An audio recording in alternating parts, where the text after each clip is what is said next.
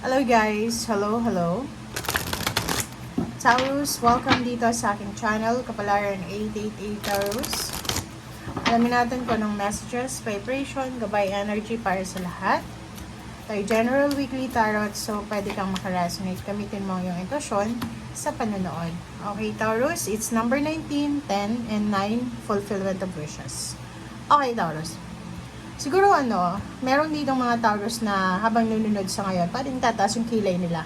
Especially yung iba na may pinagdadaan ng financial problems, burdens, scarcity, yung parang side na yung bank account or walang trabaho, unemployed or na-terminate yung trabaho, na-lay off, parang gano'n.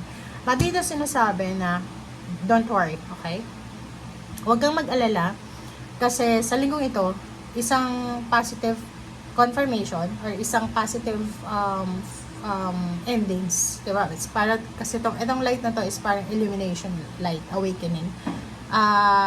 May liwanag, may rason, may positive result. Pwedeng makatanggap ka ng call, email, chat, confirmation, or anything na answers doon sa mga tanong mo sa buhay mo. And nakikita ko may liwanag, parang yin and yang, balance, temple path, parang ito siya, na malapit mo nang makuha yung fulfillment of wishes mo. Okay? So, ibig sabihin, meron ditong mga Taurus na hindi mo siguro nakikita, but yung spiritual helpers mo and guides ay nagtutulong-tulong sila para ibigay sa'yo. They're working as a team para ibigay sa'yo kung anong heart's desires mo or kung ano yung fulfillment ng wishes mo. Okay?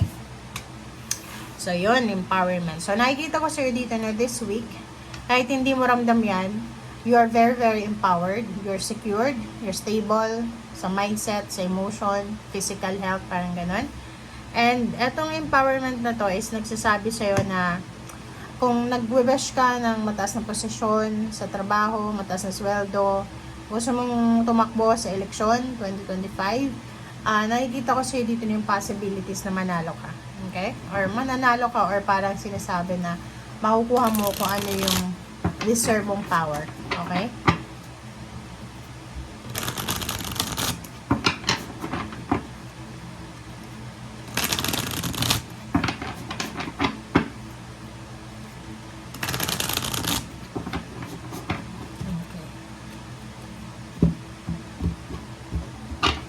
Okay, Taurus. First card natin is Six of Cups. If you're Taurus, located sa malayong lugar or malapit lang pero gusto mong umuwi sa parents mo or kung saan kayo sinilang, nakikita ko yung plano. Sorry. Sorry guys. It's a plan. Pwedeng magpaplano ka sa linggong ito na mag-travel. It's a plan or magpaplano ka this week na mag-travel back home or back sa province or sa residence mo or pwedeng sa parents. Nakikita ko yung mga tao na posibleng nawala sa buhay mo is either by choice or by force na babalik sila sa buhay mo. So, may mga mag-homecoming or pwedeng maraming tao yung posibleng babalik sa buhay mo. Ex, friends, relatives, or kung sino man ito na gustong bumalik sa'yo. Okay? So, expected and unexpected kasi itong Six of Cups na to, unexpected naman to kung sino yung darating or kung sino yung babalik. Yung iba naman sa inyo, it's about work, it's about career. Nakikita ko na pwedeng bumalik ka sa dati mong company or sa dati mong pinagtatrabahuhan, sa dati mong employer, or nakikita ko na pwedeng bumalik ka sa dati mong pinagkakaabalahan. Okay? Queen of Wands. Ang Queen of Wands na to, it's either may work ka, it's either for the past months, siguro, for almost 3 months siguro, 3 months or 2 months, or pwedeng 1 year, masyado kang abala. Pwedeng workaholic ka, nagmo-multitask. And this week, nakikita ko na medyo smooth, soft, or parang hindi ka masyadong busy. Okay? Parang malaya yung schedule mo sa ngayon. And moving forward, nakikita ko yung Queen of Swords dito. Meron kang tinuturo, meron kang pinoproject, or meron kang gustong gawin, may pinaplano ka. But kailangan maghintay until siguro December, 31, or January, or pwedeng next year na June, July, parang gano'n. So, nakikita ko sa'yo dito, mayroon kang plano, may tinuturo ka. Physical health, mental health, emotional, financial. Nakikita ko na stable naman ang linggong ito para sa'yo. Bibigyan ka ng pagkakataon ng universe sa linggong ito na makapag-decide, especially sa physical health mo. So, bibigyan ka ng pagkakataon ng universe na magdesisyon kung ano yung gusto mong gawin. Gusto mong maging healthy, yung relationship, yung body, yung mindset, yung kung ano man, money. Bibigyan ka ng choice ng ating Panginoon ng universe. So, mag-iingat ka, maging matalino ka dyan. Okay? So, yung iba din sa inyo, ang ibibigay na choice ng universe ngayon is kung saan kayo susunod na mag-a-apply ng trabaho or kung saan company or kung saang lugar mo gustong pumunta. Wow! Congratulations dito kasi ito yung pinakamasayang tarot card sa lahat ng tarot deck. So, yung The Sun, it's a happy card, it's a celebratory card. So, sinasabi na maraming celebration. Posibleng imbitado ka or ikaw mismo yung mag-celebrate or may family celebration kayo na gagawin, okay? Nakikita ko yung yung balance sa pera. Pwedeng masaya ka or masaya yung pamilya mo kasi financially meron ditong isang tao na posibleng makatulong sa'yo sa mga financial needs mo or sa needs ng family mo. Or pwedeng ikaw ito na may isang tao na masaya sa paligid mo kasi ikaw yung pwedeng malapitan nila para sa kanilang needs. Okay? Financially. Wow.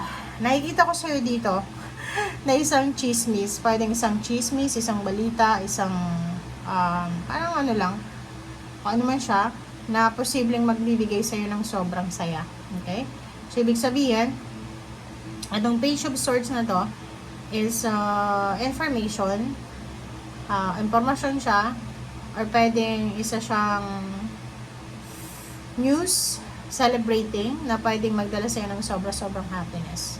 Or pwedeng may mababalitaan ka na okasyon na involve yung pamilya mo or involved ka. A relationship, maayos naman yung takbo ng relationship mo sa week na to. Pwedeng may mga relationship from your past na siguro nagkahiwalay or hindi maganda yung paghihiwalay. Ang posibleng magkabalikan sila. And nakikita ko na going forward yung relationship na to. Meron din tayo ditong magkarelasyon na posibleng nagpaplano silang mag-travel together sa far places, travel for work or leisure siguro. Or yung iba, bumili ng sasakyan. Or yung iba, lumipat ng bahay. So, nakikita ko yung ganun. The Hangman na reverse. And then, meron dito, Taurus na pera. May perang possible na darating sa'yo. Parang naudlot siya. And nakikita ko sure dito na siguro nakakompromiso ka na. Nakakompromise ka na. Like for example, may ini-expect kang pera. Nag-expect ka na pwedeng may payouts, payments, or nag-loan ka sa bangko. Tapos, alam mo na yung tawag dito,